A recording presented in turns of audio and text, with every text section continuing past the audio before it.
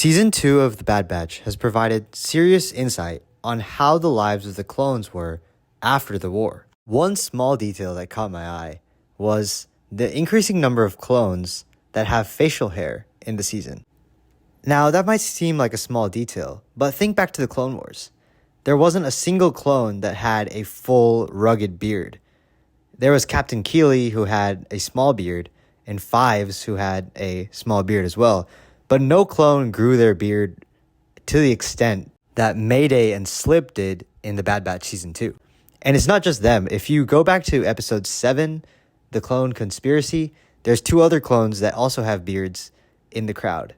So why this shift? Is it just because The Bad Batch has superior animation and it's easier to animate beards? Or do the beards have some significance?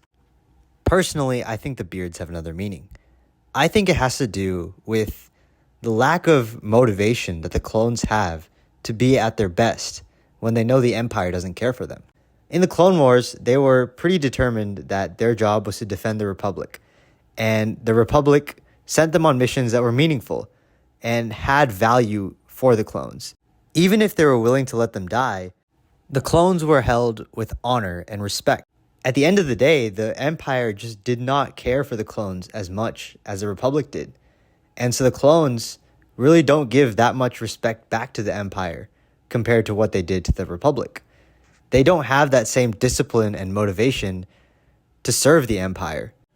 In many militaries, cutting your hair and keeping a clean-shaved face is a symbol of discipline. So by extension, the clones that are growing out their beards are, in a small way, going against the idea that the Empire is something that they should respect and stand for, because they're not giving their 100% for the Empire.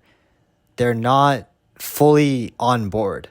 So this shift, even though it's a very small detail, I think is extremely important to understanding how the clones feel about the rise of the Empire and how the lack of loyalty the Empire has towards its clones affects their performance as soldiers.